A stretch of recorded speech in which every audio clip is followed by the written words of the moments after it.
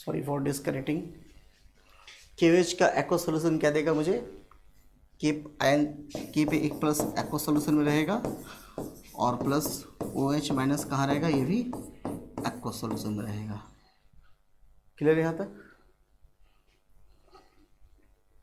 तो इसी को हम लोग क्या बोलेंगे, बेस बोलेंगे, यानी बेस जो एक्वा सोल्यूशन। एक पता और यहाँ से, इन सभी को हम लोग स्ट्रॉन्ग बेस भी बोलते हैं। इसी कारण इसको क्या बोलते हैं, अल्कली भी बोलते हैं।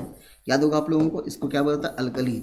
अल्कली उसको बोलते हैं, अल्कली होता क्या है, सॉल्युबल बेस को हम लोग क्या बोलते हैं, अल्कली बोलते हैं। सॉल्युबल बेस को क्या नाम देते हैं, अल्कली बोलते हैं। ठीक है, इसके याद करने का ट्रिक इसके लिए हम लोग यूज करते हैं। आगे बढ़ देते हैं आराम से।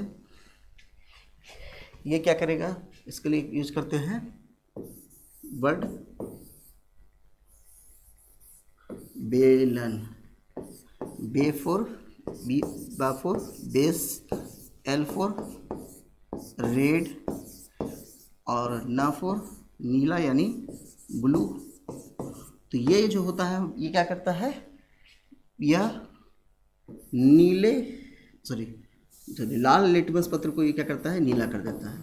बेस क्या करता है, लाल लिटमस पत्र एक तरह का इंडिकेटर है, सूचक है। उससे पता चलता है कि उसमें सब्सटेंस डालने से पता चलता है कि अगर कलर चेंज हो रहा है तो वो एसिड है। अगर वो लाल लिटमस पत्र को नीला कर रहा है तो समझेंगे कि वो बेस है, और नीले लिटमस पत्र को अगर लाल कर रहा है तो वो सब्सटेंस कैसा है, एसिड है। वो इंडिकेटर है, सूचक है लिटमस पत्र। तो ये लाल लिटमस पत्र को क्या करता है, लाल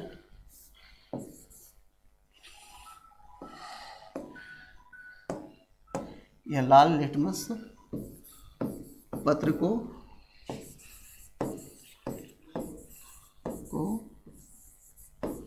नीला कर,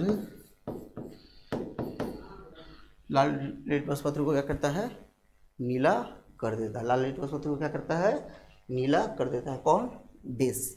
और एसिड क्या करता था, एसिड क्या कर रहा था, नीले लिटमस पत्र को क्या कर रहा था, लाल कर रहा था। ये बीटर टेस्ट होता है, वो सोर टेस्ट का है, दिखाई देते वो कैसे, जो है सोर टेस्ट का, ये बीटर टेस्ट का होता है।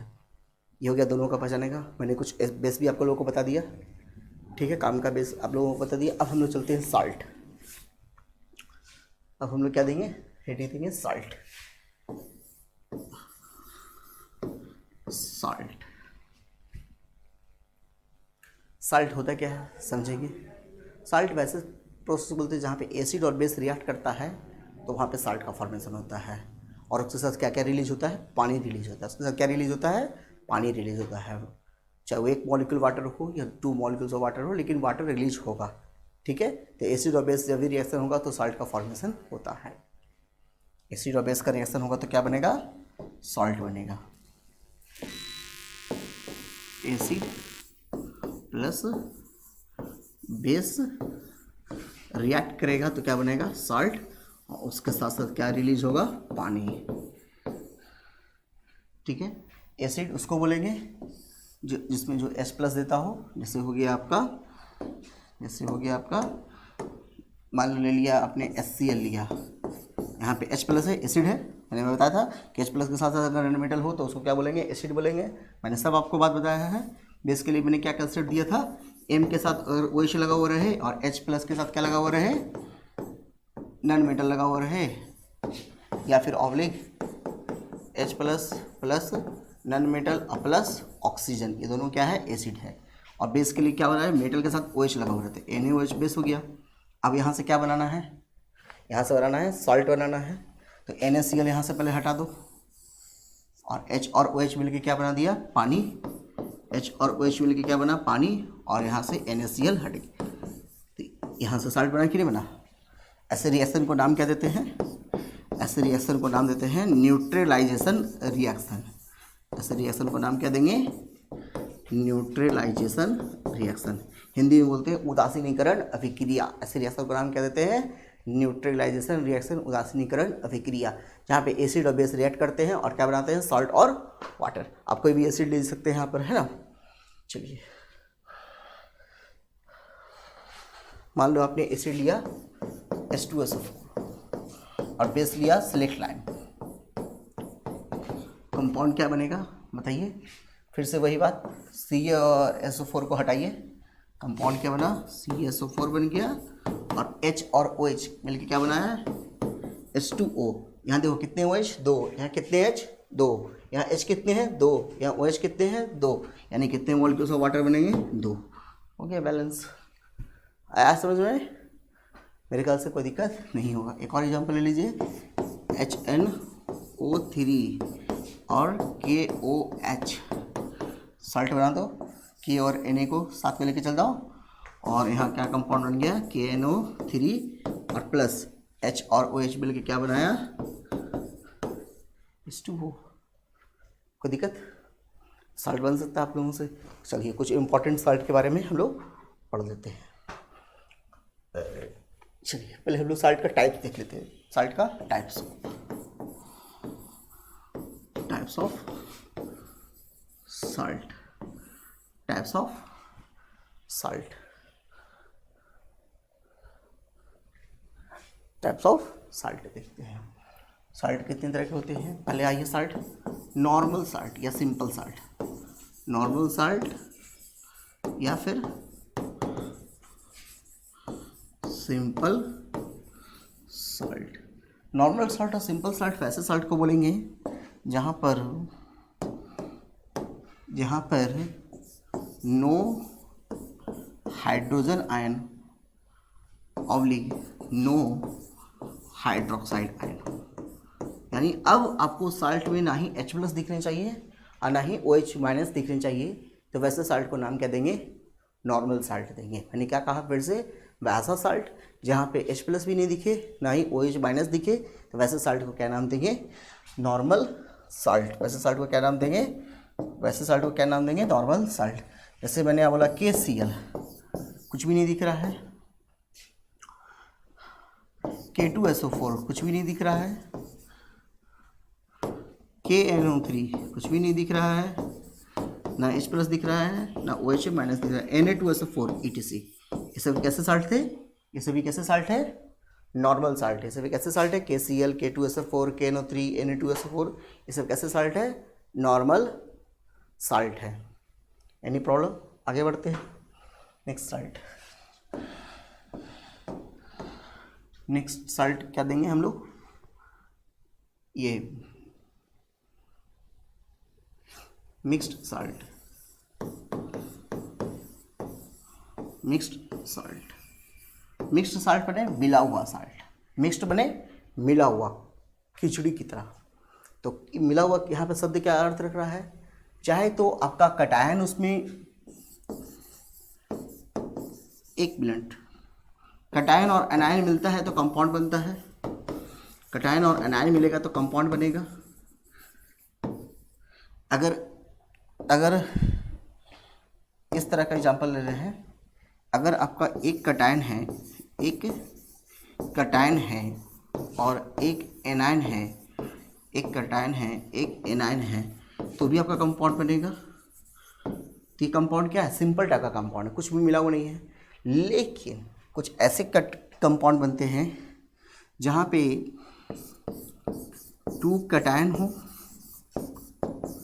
या ऑब्लिक 2 एनायन हो, क्या हो, चाहे तो 2 कटायन हो या फिर दोनों का दोनों एनायन हो, plus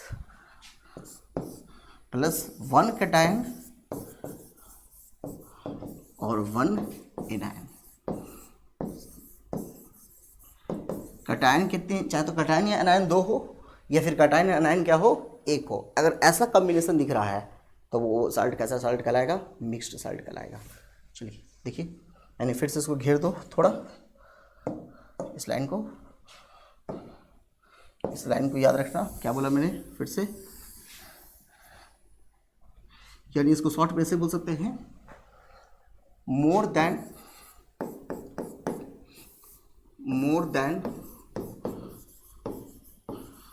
1 cation, more than 1 cation और 1 anion plus 1 cation oblique 1 anion.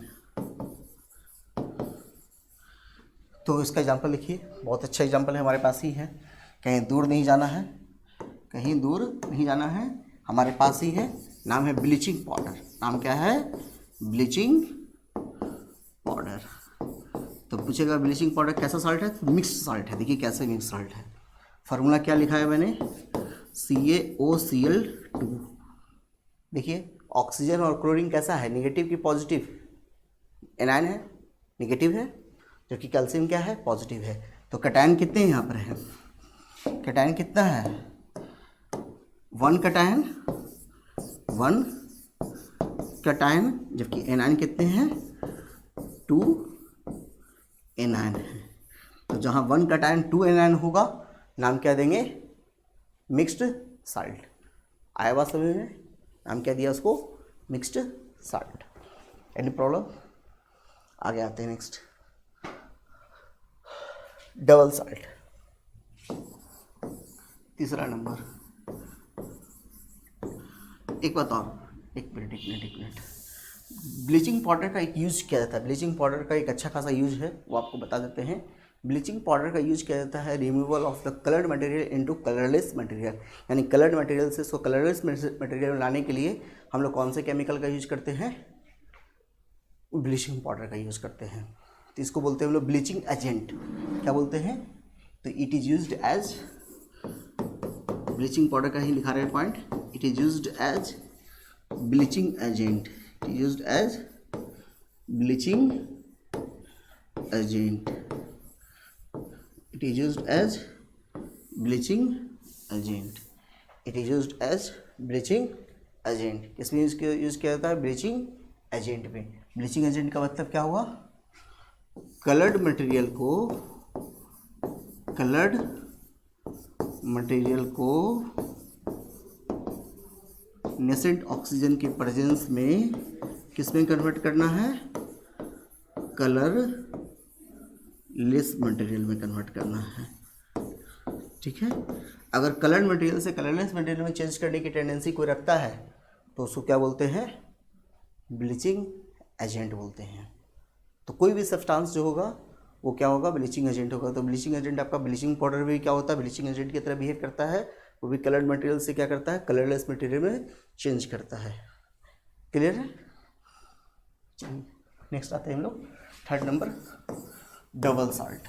Double salt का बहुत ही जीता जागता एग्जाम्पल है फिटकरी, या इसी को बोला जाता है पोटास अलम। फिटकरी को ही बोला जाता है पोटास अलम। नाम क्या हुआ केमिकल का, K2SO4 इंटू Al2SO4 का whole 3 into 24H2O, K2SO4 into Al2SO4 का whole 3 into 24H2O। Double salt, नाम क्या है, डबल यानी 2 साल्ट, एक साल्ट K2SO4, एक साल्ट Al2SO4 का होल 3। जहाँ आपको 2 साल्ट दिख जाए वो कैसा साल्ट कहलाएगा, डबल साल्ट कहलाएगा। जैसे मैं आपसे एक पूछ रहा हूँ example, ammonium sulphate into ferrous sulphate into 6H2O, ये कैसा साल्ट है, डबल साल्ट है। एक साल्ट आपको अमोनियम सल्फेट दिख रहा है, दूसरा साल्ट क्या दिख रहा है, फेरस सल्फेट दिख रहा है। इसका नाम है मोहर साल्ट। इसका नाम क्या हुआ, मोहर साल्ट। इसका यूज क्या होता है, फिटकरी का यूज क्या है, तो फिटकरी का पहला यूज है, फिटकरी का पहला यूज लिख लीजिए, इसका यूज किया जाता है एंटीसेप्टिक में,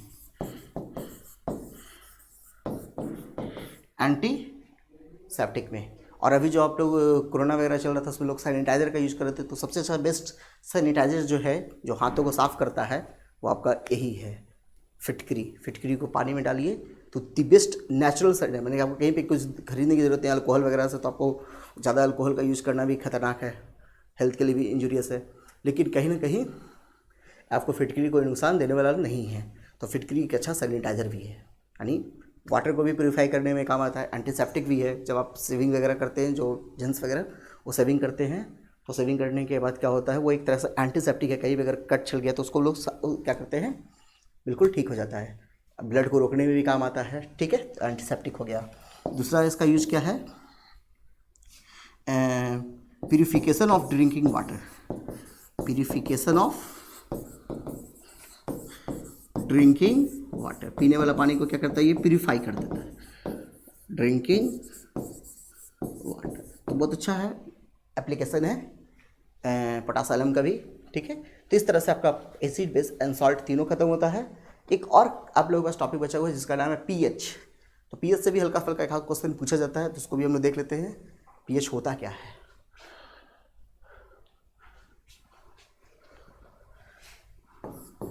पीएच, इसी को नाम दिया था पीएच स्केल। एक बात तो पहले ही ख्याल रखना है कि जब भी हम पीएच लिखते हैं तो पी क्या होता है, स्मॉल होता है, एच बड़ा होता है। नॉर्मली क्या होता है, पहला लेटर बड़ा होता है, दूसरा लेटर स्मॉल होता है, लेकिन पी में पी छोटा होता है, एच भी बड़ा होता है। ये बात को पहले ख्याल रखेंगे। पीएच स्केल है क्या, it is used to measure the, it is used to measure the acid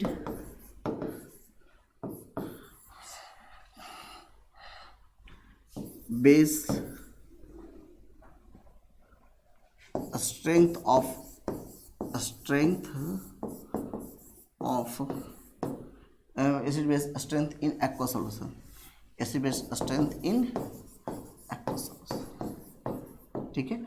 हम किसी भी कंपाउंड का कितना अच्छा ज़्यादा एसिड है, कौन ज़्यादा अच्छा बेस है, इसका भी निकालने का सबसे अच्छा तरीका कौन है, पीएच स्केल। पीएच स्केल के थ्रू देख लेंगे कि वो ज़्यादा एसिड है कि ज़्यादा अच्छा बेस है। इसका जो रेंज है, यानी पीएच जो रेंज होता है, पीएच रेंज, यहाँ से एक क्वेश्चन आता है, ऑब्जेक्टिव पूछा जाता है कि पीएच रेंज कहाँ से कहाँ लाई करता है। तो याद रखना 0 से 14 लाई करता है, ना कि 1 से 14। कोई बच्चे लोग माइंड सेट किए हुए हैं कि नहीं 1 से लेके 14 लाई करता है, नहीं, 0 से लेके 14 लाई करता है। क्लियर है। पीएच में पी का अर्थ क्या होता है, यानी पी फॉर क्या होता है, पी फॉर पोटेंज, पी फॉर पोटेंज, पोटेंज में होता है पावर, यानी ये हाइड्रोजन आयन के कंसंट्रेशन को, यानी कितना अच्छा वो हाइड्रोजन आयन का कंसंट्रेशन है, कितना स्ट्रॉन्ग हाइड्रोजन आयन है, वो बताता है पोटेंज। पोटेंज में होता है पावर, ठीक है। आगे, अगर कोई न्यूट्रल सॉल्यूशन है, अगर कोई न्यूट्रल सॉल्यूशन है तो पीएच का वैल्यू जो होगा वो इक्वल टू 7 होगा। कोई एसिडिक सॉल्यूशन है तो पीएच का वैल्यू क्या होगा, लेस देन 7 होगा। कोई बेसिक सॉल्यूशन है तो पीएच का वैल्यू जो होगा वो ग्रेटर देन 7 होगा। कुछ पीएच हम लोग देख लेते हैं, जैसे कि ब्लड का पीएच क्या होता है, 7.36 से लेके 7.42 तक होता है। मिल्क का पीएच क्या होता है,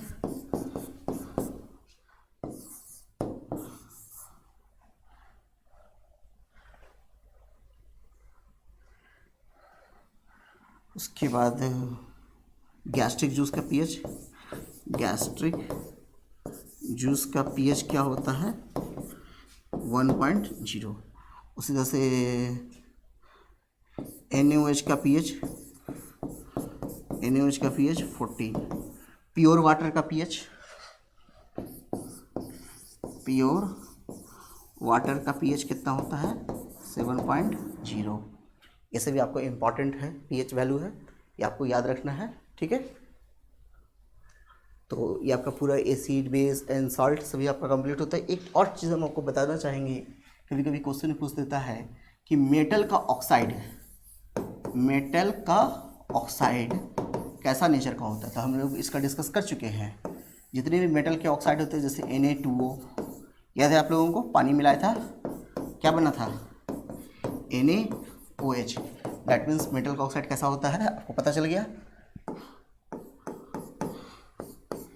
और या फिर नॉन मेटल का oxide, non metal oxide, non metal oxide. तो नॉन मेटल ऑक्साइड यानी CO2 में पानी मिलाया तो CO, यहाँ पे देखो, चलो क्या बनेगा,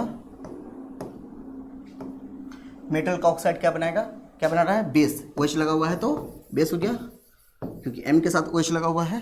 ये दोनों मिलकर क्या बनाएगा compound, H2CO3। Hydrogen, non metal, oxygen क्या है, एसिड। तो अगर आपसे कोई पूछेगा कि मेटल का ऑक्साइड कैसा नेचर का होता है, बेसिक नेचर का होता है, जबकि नॉन मेटल का ऑक्साइड कैसा होता है, एसिडिक नेचर का होता है। चलिए, तो इसी के साथ हम लोग का पूरा एक चैप्टर कंप्लीट होता है। नाम था एसिड बेस एंड सॉल्ट। मेरे ख्याल से सभी जो व्यूअर हैं उनको यह समझ में आ गया चैप्टर क्या है, एसिड क्या है, बेस क्या है, सॉल्ट। एसिड फिर से मैं आपको बता रहा हूँ, 4 तरह का आपको एसिड देखने का मिलेगा। एक वो एसिड जहाँ पे hydrogen ion plus non metal हो, वो एक acid. Hydrogen ion non metal oxygen दूसरा एसिड। तीसरा, जितने भी नॉन मेटालिक ऑक्साइड होंगे वो भी आपको एसिड होंगे। सॉरी, 3 ही एसिड होंगे, ठीक है।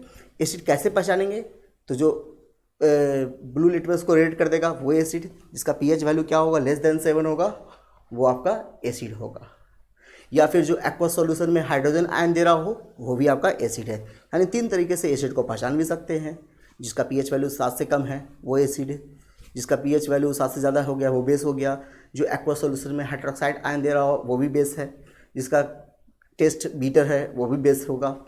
जो रेड लिटमस को ब्लू कर दे तो वो भी क्या होगा, बेस होगा। तो इस तरह से एसिड और बेस को पहचानने का तरीका है। सॉल्ट क्या था, एसिड और बेस को दोनों को मिलाया तो जो कंपाउंड बना वो कंपाउंड क्या कहलाया, salt.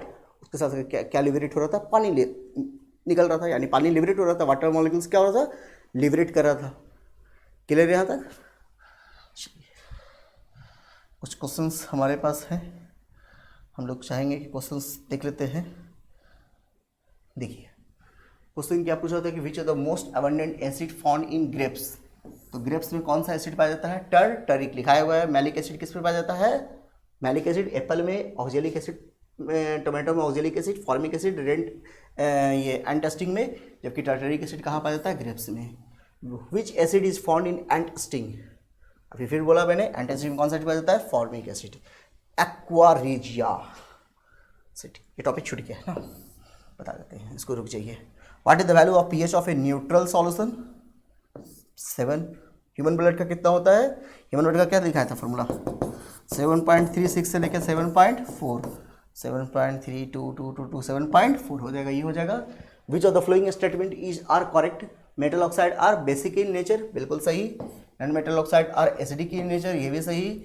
All acid have similar properties, तो जितने भी एसिड होंगे वो सिमिलर ही प्रॉपर्टीज को करेंगे। तो that means all statement are correct, all statement are correct.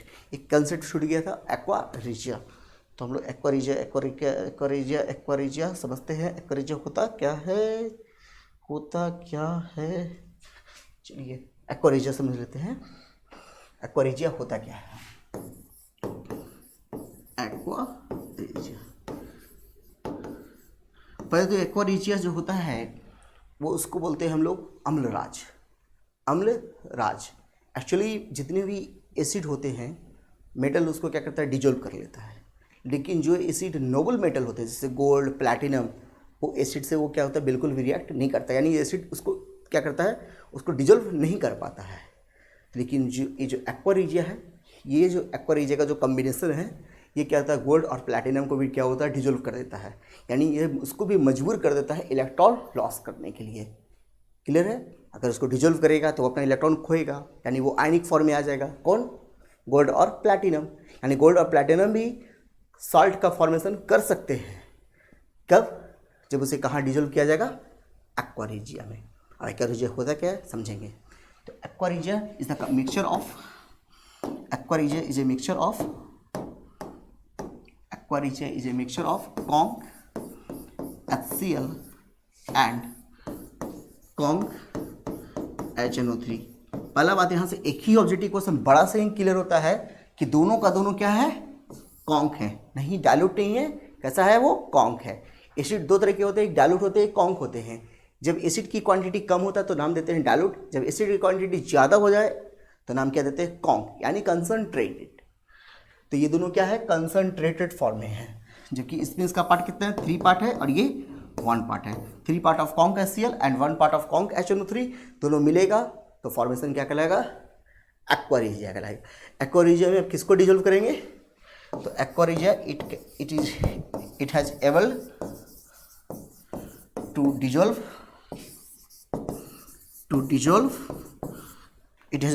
Dissolve क्या होगा बोलिए, गोल्ड एंड प्लैटिनम। किसको डिजोल्व कर लेता है, गोल्ड और प्लैटिनम को डिजोल्व कर देता है। ऐसे मिक्सचर को क्या नाम देते हैं? Aqua regia. क्वेश्चन मेरे ख्याल से आपका सोल्व हो गया। क्या क्वेश्चन पूछा था? एक्वा रेजिया है क्या? इज ए मिक्सचर ऑफ, तो देखिए कॉन्क HCl और कॉन्क, पहले तो आपको देखिए यहाँ से देखिए ये डाइल्यूट आ गया, तो पहले ये कॉन्क रे छोड़ दीजिए, HCl के पहले क्या लगा? डाइल्यूट हटाइए इसको, ये दोनों का दोनों डाइल्यूट, ये भी हट गया, ये दोनों का दोनों एक कॉन्क फिर एक डाइल्यूट आ गया, ये भी हट गया। अब देखिए दोनों दोनों क्या है? कॉन्क है, लेकिन कॉन्क में क्या लगा हुआ है? एक तरफ HCl है, एक तरफ HNO3 है। और मैंने भी क्या कहा कि HCl और HNO3 दोनों क्या होना चाहिए? कॉन्क होना चाहिए। उसका मिश्रण को क्या बोलेंगे? Aqua regia. अगर यहाँ पे 3 और 1 का रेशियो जगह उल्टा कर देता तो भी गलत है, यहाँ पे रेशियो दिया नहीं है। अगर रेशियो दिया रहेगा तो 3 पार्ट ऑफ कॉन्क HCl और 1 पार्ट ऑफ कॉन्क HNO3, ये दोनों के मिक्सचर को क्या बोलते हैं? Aqua regia. Right answer is D. ये सभी आपके इंपॉर्टेंट क्वेश्चन थे जो पीछे वाले प्रीवियस ईयर में पूछे गए हैं। होप सो आपको ये वीडियो अच्छा लगा होगा। ठीक है, good bye all of the students, फिर मिलेंगे हम लोग।